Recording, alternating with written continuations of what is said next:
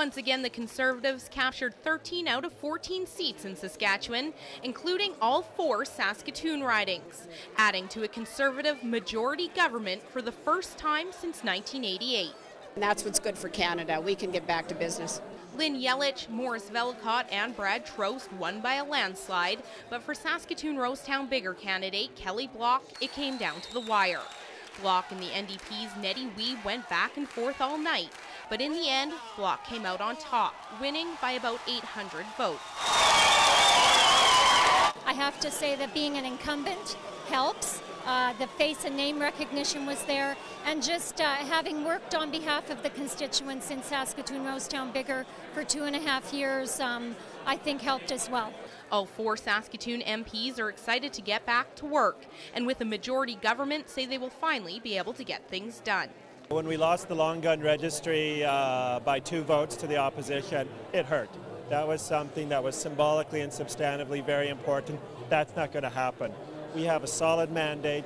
The Prime Minister can move forward. The Conservative team will be able to deliver what we've campaigned on. They say it's now time to pass pieces of legislation that have been in the works for a while, including Block's private members bill that would see First Nations leaders more accountable and transparent about their salaries. We've said we're going to do that in the first 100 days, and so I think it's going to mean that you're going to see us getting down to work. Candidates say part of the reason for the near Saskatchewan sweep is because the province is doing so well.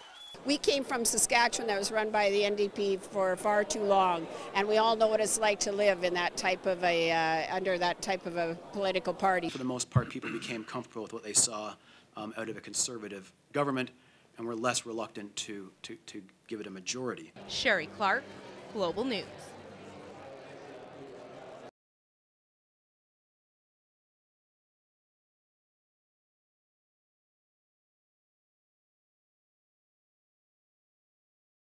City Council has already made the biggest decision and has decided to tear down the traffic bridge and replace it with a modern steel truss bridge, estimated to cost around $30 million.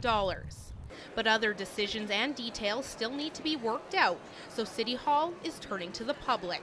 We've been given the clear direction that it's going to be a truss.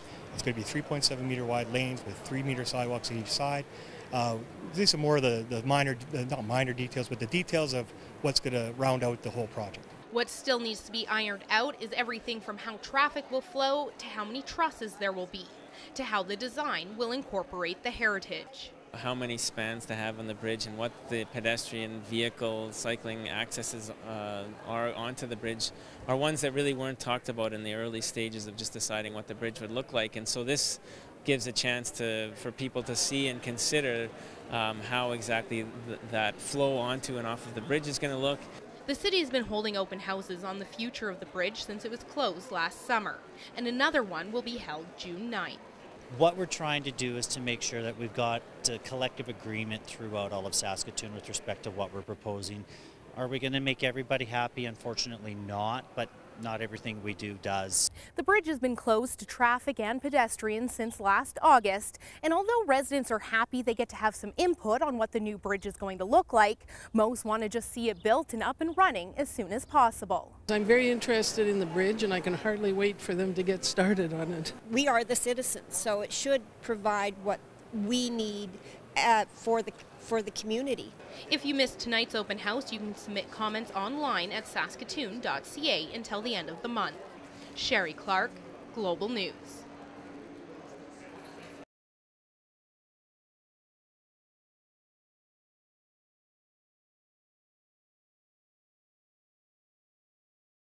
Well, you know what, our attitude and our approach to Game 6 is going to be very important, and I think that you know, we have to come out like we did tonight and establish ourselves right off the first face-off. We didn't play here well tonight. We didn't do what we had set out to do. Saskatoon, give them full marks. They came out here. They knew that, you know, tonight was a game that they had to have, and they came out here and they played hard. I mean, they showed why, you know, they're top-ranked team in Canada. And but we have found a way to compete and battle and win. And we're going to have to do that same thing tomorrow night in Prince Albert.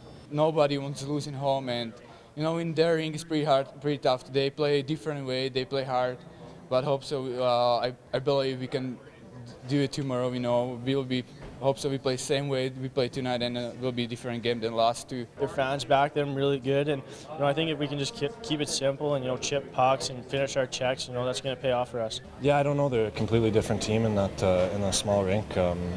They ran us hard and they weren't very physical tonight. And I think we determined the physical play early and we stuck with it. But I'm sure they'll be a different team tomorrow.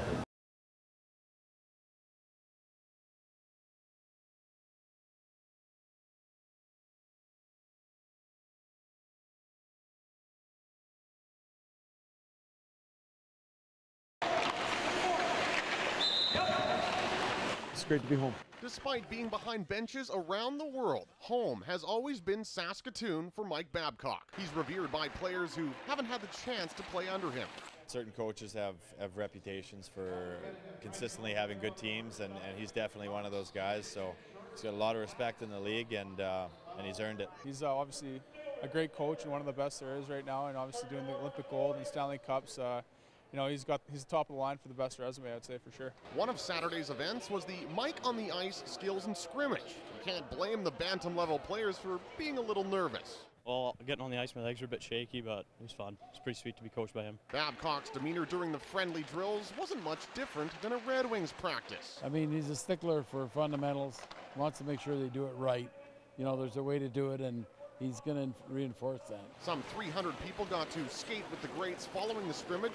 The day actually started at Prairieland with breakfast with Babs, including a Q&A panel discussion with coaches and players. Things eventually wound down over at TCU Place for a gala reception and dinner, along with a silent auction. There was a lot to see and do in the name of the only triple gold coach, but an always humble Babcock is quick to deflect any and all credit and remind us the real reason behind the day named after him. Obviously, to raise money for the Children's Hospital Foundation of Saskatchewan is a fantastic thing. To actually dream that we're going to have a hospital right here to look after our children, our families, is fantastic.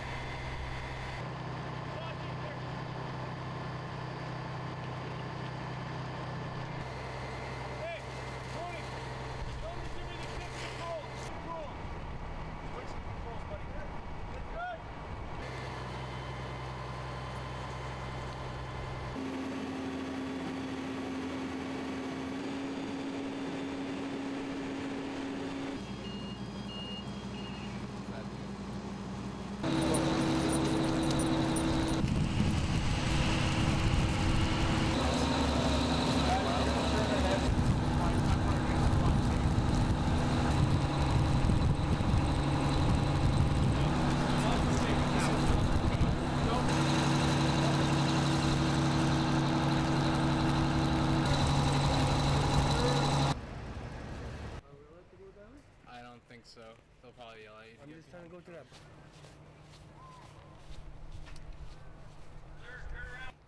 Couldn't tell you. You know much as you must.